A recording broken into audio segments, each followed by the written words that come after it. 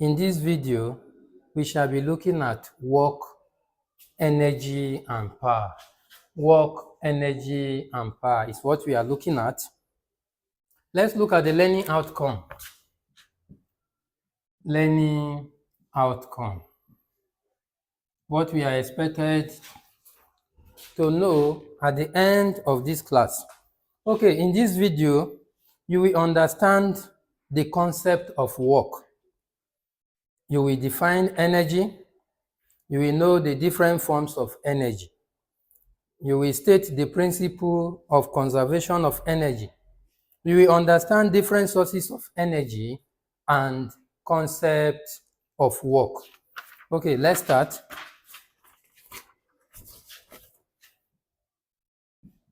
Work. The word work is used in our everyday life as any activities involving effort. Any activities involving effort in our everyday life, we call it work. But in physics, work refers to a force moving an object in the direction of the force. In physics, we say work refers to the force moving an object in the direction of the force. For instance, this is a cleaner. If I apply a force to it, moving it from this position to another position in the direction in which I'm applying the force, one can say that work has been done on this eraser. Are we together? Okay, so work in physics is defined as the energy transfer to or from an object through the action of a force. The energy transfer to or from an object through the action of a force. So when a force is applied to an object, causing it to move, then work is done. As I apply force, causing it to move, then one can say work has been done on the object. So no work is done if the object does not move. If I apply a force to this and it doesn't move from this position to where I want it to be in the direction of the force, it means work has not been done. So no work is done if an object to which force is applied to does not move. Okay, so let's look at what is work. Work is said to be done when a force moves a body in the direction of application. So work, W, is equal to force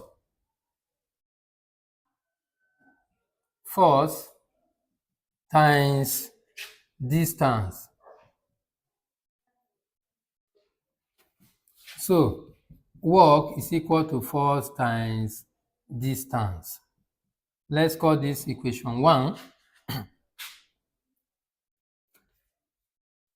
Let's look at the unit of work. Force, the unit is Newton. Or we can express force as mass times acceleration. And distance. So the unit of mass is kilogram. Unit of acceleration, meter per second square. And the unit of distance is meter. So from here, we can say that the unit of work is kilogram meter square per second square, or what we call joule. So the unit of work is either joule or kilogram meter square per second square. And the 1 joule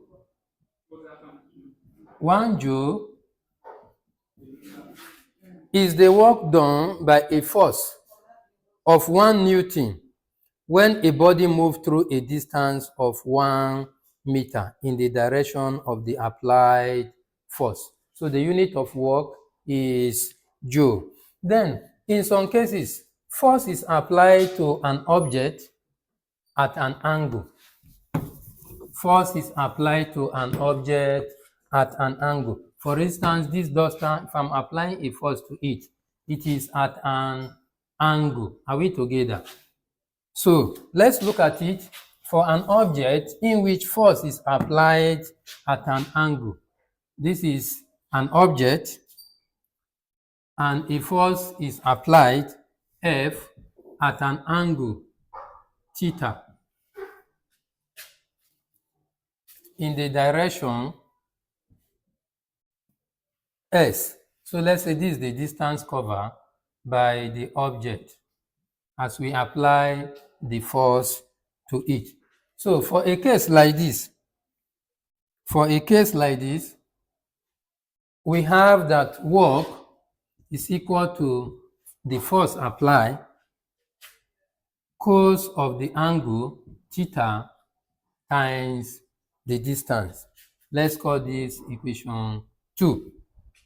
So if angle theta is 0, cos 0 is 1, then work is force times distance that we have as equation 1. Are we together?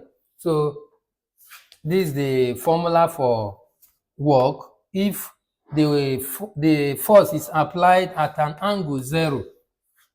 But if force is applied at an angle theta, we use equation 2 to calculate the work done. Are we together? I hope we are following. Okay, let's solve one example so that you really understand what we are talking about. So, example. Let me read out the question. An object is lifted from the floor to the top of a table, 50 cm from the floor. If the lifting force is 10 Newton, calculate the work done by this force on the object. Okay, solution. In solving problem like this, you read through the question, then you bring out the given information. Okay, so here we have force F is equal to 10 Newton, the force that was applied to lift the object from the ground to what? The top of the table. And the distance moved by the object, which is the height of the table, 50 cm, which will be equal to 0.5 meter. So we convert from centimeter to meter, which is the SI unit of distance. So using the formula, work equal to force times distance. Let's substitute and see 10 times 0.5. So what will be the answer? It will be 5.0 joule. Is it difficult? No. So this is how we go about this. Okay, let's look at another one. Let's look at other example. A force of 20 Newton acts on an object at an angle of 30 degrees to the inclined plane. The object moves 8 meters up the inclined plane. What is the work done by the force? So a force of, you have an object, you have an inclined plane, want to move this object through the inclined plane. This is the object. A force of 20 Newton is applied to it, and the angle is 30 degrees. So we have to find the work done. So for problem like this, work equal to force cos theta times the distance s. So let's substitute and see 20, which is the force. The distance moved is 8. So this is 8 meters, the distance moved by the object. So cos 30 times 8. So this will be equal to 138.6 joule. I hope this is very simple. So for this question, the work done in lifting the object at an angle inclined at 30 degrees at a distance of 20 meters in the inclined plane is 138.6 joule. Okay, let's look at other Example, other example, the engine of a car exerts a constant pull of magnitude 750 Newton. Find the work done by this force as the car traveled 200 meters. I hope this is simple. Okay, try it. Let's see. What are the given parameter? Solution.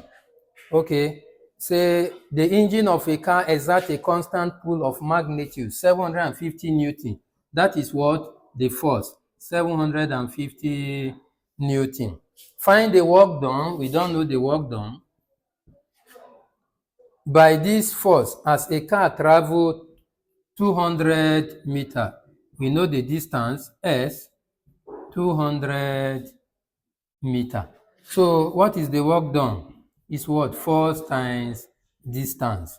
So let's substitute. What is your answer? 750 times 200. So that will be equal to what? 150,000 joule. We can simplify this further to have what? 150 kilojoule. So this is our answer. I hope it's not difficult. Okay, one more example on this so that we make progress. One more example. I hope you are following. One more example. Let me read out the question.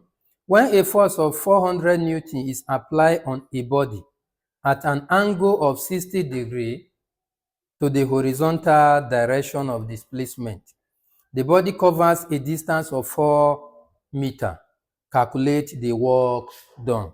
So try this. Let's see. What is the first thing? Solution. Okay. What is the force? 400 Newton. Then the angle. Angle theta is what? 60 degrees. Then the distance covered, S, is equal to what? 4 meters. So what will be our formula? Write it. Let's see. W equal to what? F cos theta times S. Good. So let's substitute and see. 400 cos 60 degrees times 4. So if we simplify, what do we have? What do we have? We have 400 times cos 60 degrees is 0.5 times 4. So from here we have, what is your answer? I got 800 joule. Is that your answer? Good. So with this example now, I believe you can solve simple problem on work done. Work done. Okay, let's proceed. The next thing we want to look at, we have known much about work. The next thing we want to look at is energy. I believe you are familiar with the word energy. What is energy? Energy is the ability or capacity to do work. The ability or capacity to do work. And we have different forms of energy. Forms of energy. What are they? What are the forms of energy? Okay, let's look at it together. We have chemical energy, nuclear energy, electrical energy, mechanical energy. And mechanical energy is divided into kinetic energy and potential energy. We have heat energy, sound energy, solar energy. So these are the various types of energy. Okay, we mentioned potential energy. We have different types of potential energy. We have gravitational potential energy. Gravitational potential energy. It is given by mgh. That is the expression. We have elastic potential energy. Elastic potential energy is given by half kx squared. Then which other one? We have electric potential energy given by product of the charges Q1, Q2 over 4 pi epsilon naught R square. So these are the different types of potential energy. As we make progress, we shall be looking at them. Okay, let's look at conversion and conservation of energy. Conversion and conservation of energy. Conversion and what? Conservation of energy. Conversion and conservation of energy. Energy can neither be created nor destroyed in any process. So it can be converted from one form to another or transfer from one body to another. But the total amount of energy remain constant. Example, energy can change from one form, from chemical to electrical. For instance, in a generator, you put your fuel in the generator. Put fuel in the generator, the fuel is converted from chemical energy to electrical energy. Are we together? So energy can neither be created nor destroyed, but can be transformed from one form to another. Also, if you look at the case of simple pendulum, let's see energy interchange that takes place. You have pendulum bulb, you display it, and as you display it, move from point A to point B, and from point B to point C, and from there to point D, and finally to point E. And at each point, energy conversion is taking place. So at point A, we have gravitational potential energy. And at this point, the velocity is 0. So at this point, point B, we have gravitational potential energy and also kinetic energy. This object at this point. Then at point C is kinetic energy.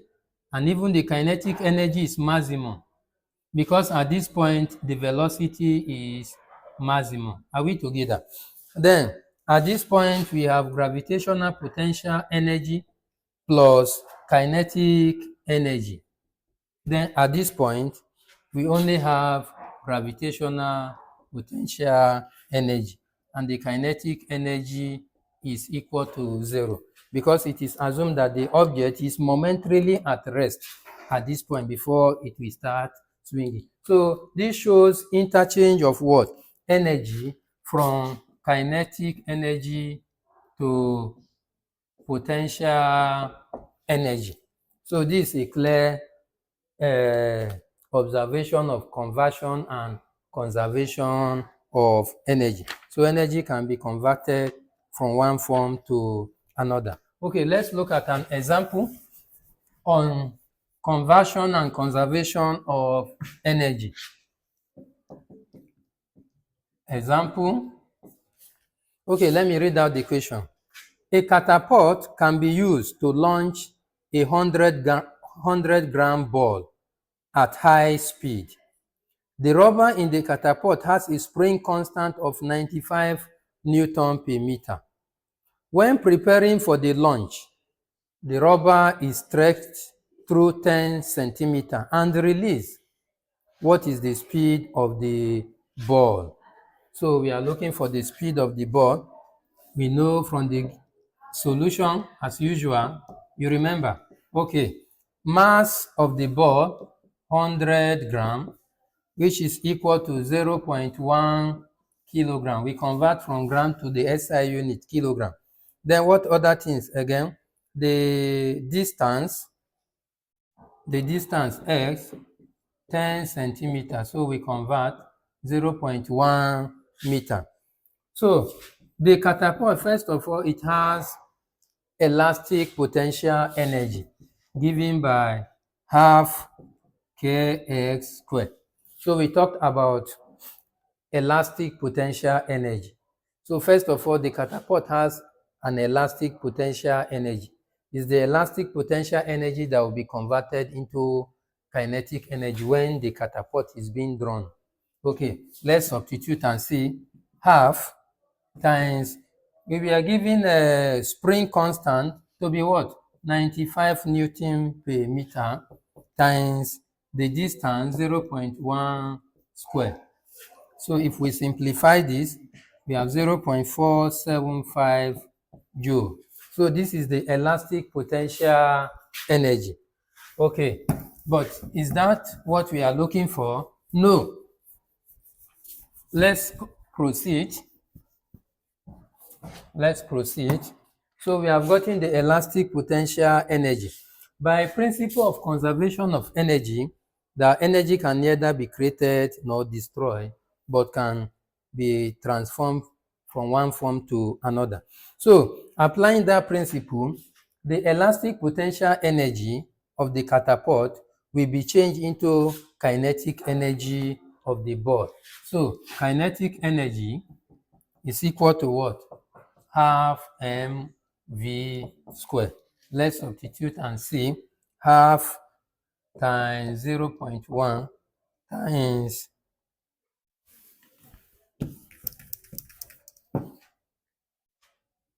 So based on this elastic potential energy converted into the kinetic energy. So we write this value 0.475 is equal to half times 0.1 times v squared. Remember, we are looking for v squared. So if we simplify this, we'll have v to be equal to 0. Okay, let's cross multiply 0.475 times 2 equal to 0.1 times v squared.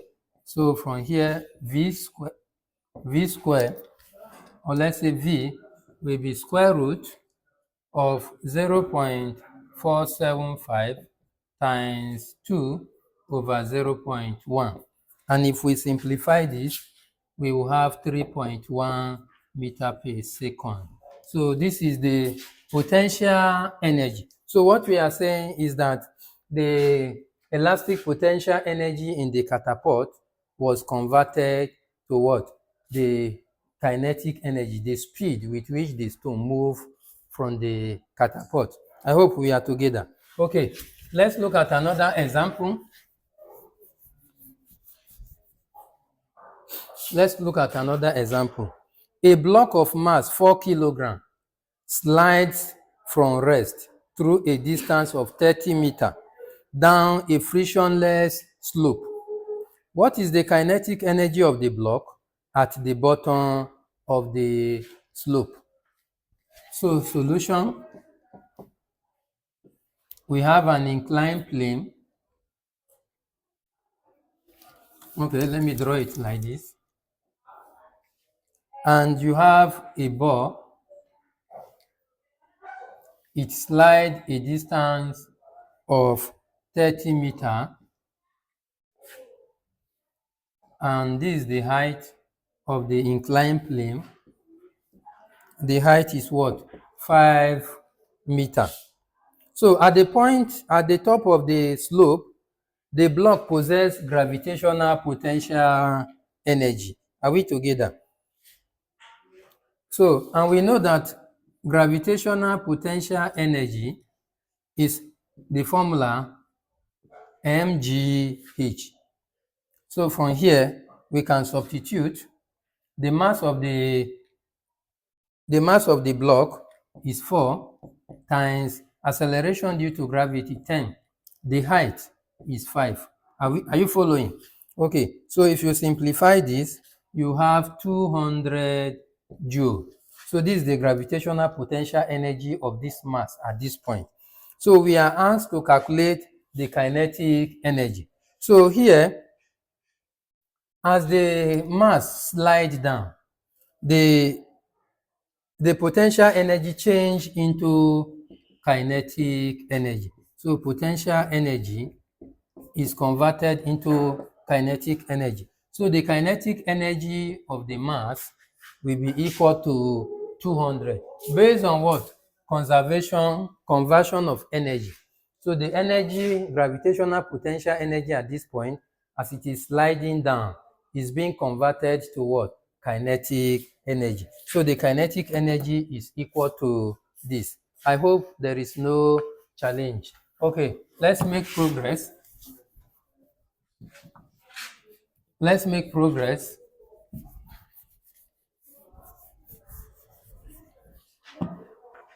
So the next thing we want to look at sources of energy.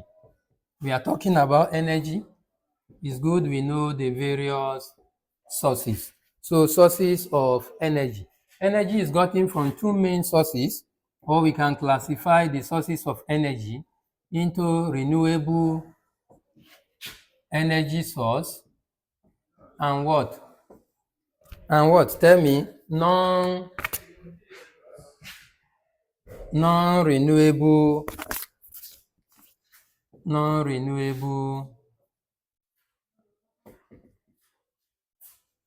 energy source. Okay, let's look at each of them. The renewable energy source. What is renewable energy? Renewable energy is the energy that comes from a source that won't run out. They are natural and self-replenishing and usually have a low or zero carbon footprint. So renewable energy is derived from natural sources that are replenished at a higher rate than they are consumed. So example of renewable energy source,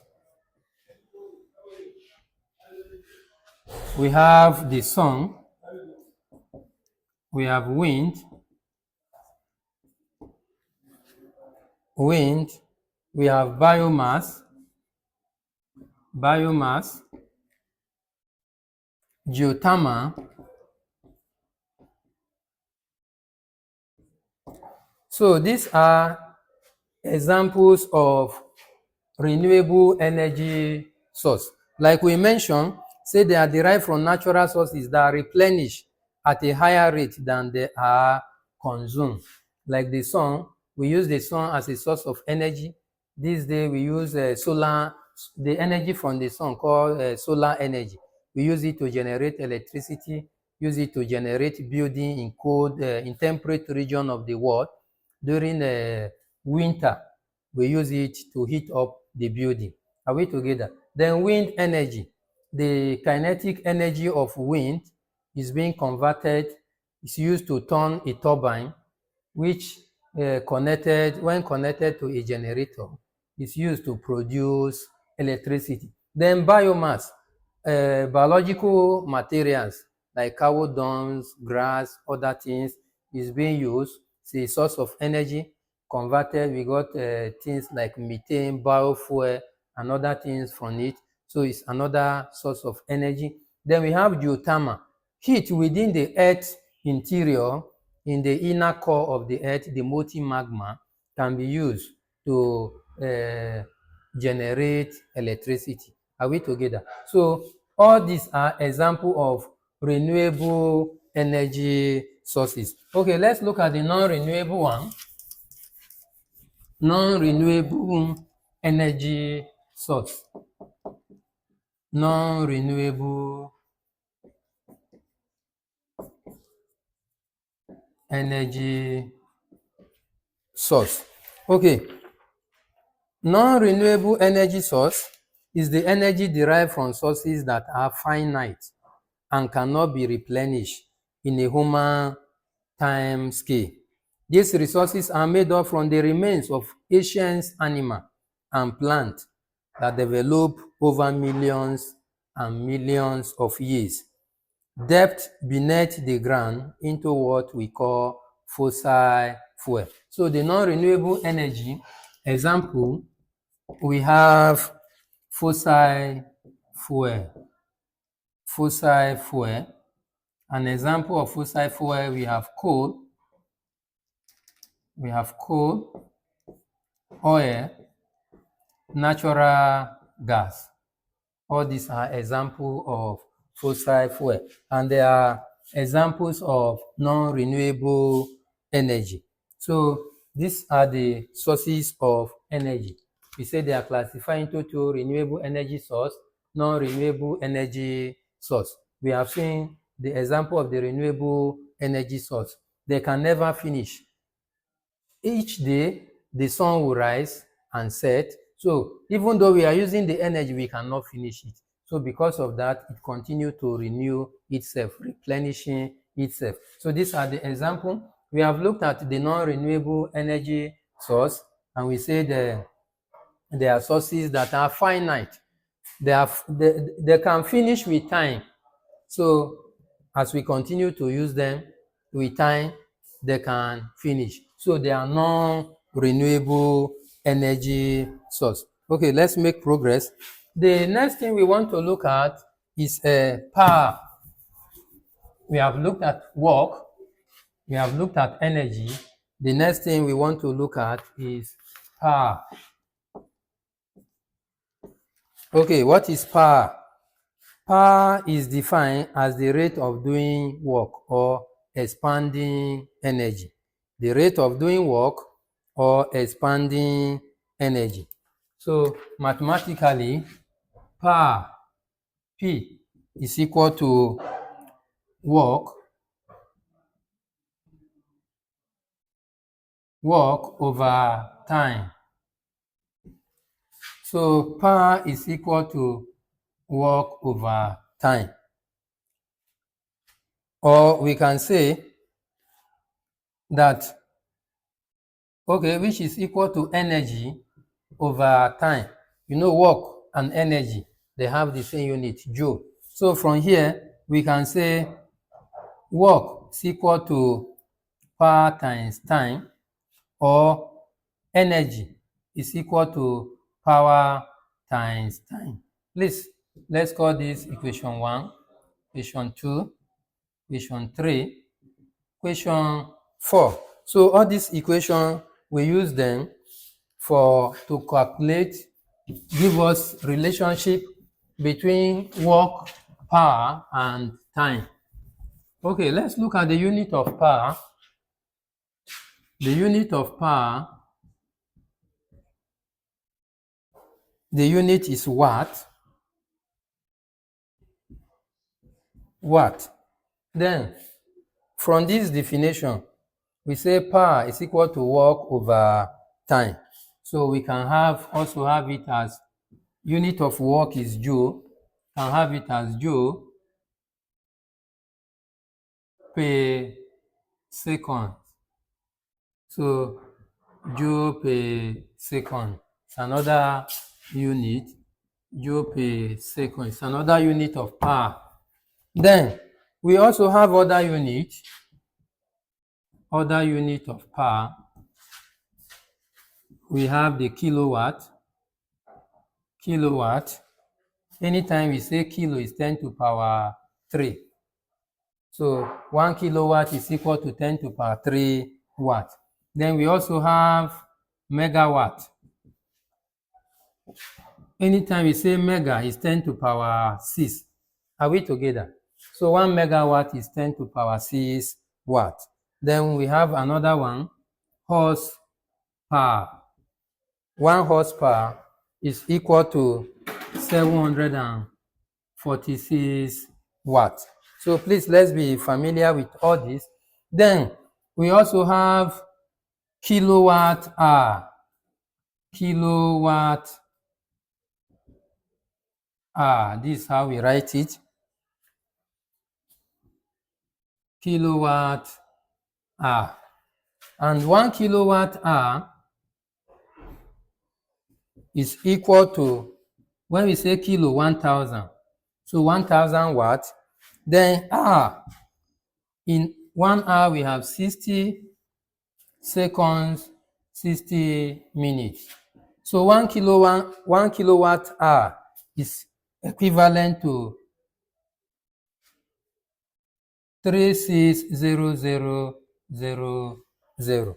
So if we convert this, it will be equal to 3.6, let's write it, megajoule. Okay, let me take it here and write it very well. So let me take it to this side. So you have 1 kilowatt hour is equal to, if we simplify this, we have 3600. So this will be, this is joule. So this will be equal to, let's write it in standard form, 10 to power 6 joule. And when I say 10 to power 6 is equal to, is mega. So this will be 3.6 mega, 3.6 megajoule. Okay, so are we together? I hope you are not confused. Okay, let's look at example. Let's look at example. Example. An electric heater is rated at 250 watts. Calculate the quantity of heat generated in 10 minutes. Okay, let's look at it. Solution. The given data, what and what is given to us? Given data. We know the power, P, is equal to what? 250 watts. The time, T, is equal to 10 minutes. We need to convert this into seconds. So it will be 10 times 60, which will be 600 seconds. 60 seconds make 1 minute. So multiply 10 by 60, you get your answer in seconds. Then the amount of energy generated, which is the heat, the energy generated, we don't know. So let's substitute. Power is equal to what? Energy over time. You remember that formula. So let's substitute and see. We are looking for energy generated by the heater. So if you cross multiply, you have PT. So let's substitute and see. The power is what? 250 times the time is what? 600 seconds. So if you simplify this, you will have what? If you simplify, you have 150,000 joule. So that is the power generated. Okay, let's look at another example as we conclude this class. Let me read out the question. Another example.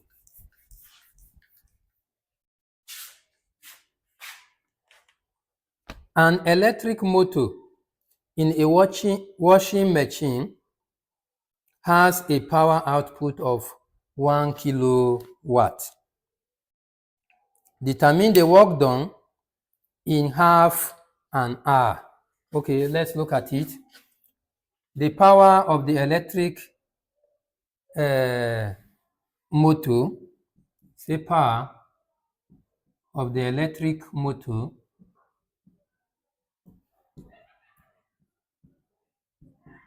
is power of the electric motor P is equal to 1.010 to power 3 watts. So we are converting the kilo to watt. Okay, the time T, 30 minutes. So remember, we convert from minute to second. You just multiply by 60. Is that taking? Okay. So if we multiply, we will have what? 1800 seconds. So we have gotten all the parameters. The next thing is the formula. So we say power is equal to work over time. We are looking for work done, so it will be PT. Let's substitute and see. 1.0 times 10 to power 3 times 1,800. So if you simplify this, you have 1.8 times 10 to power 6 joule, which will give us what? 1.8 mega, yes, you got it, mega joule.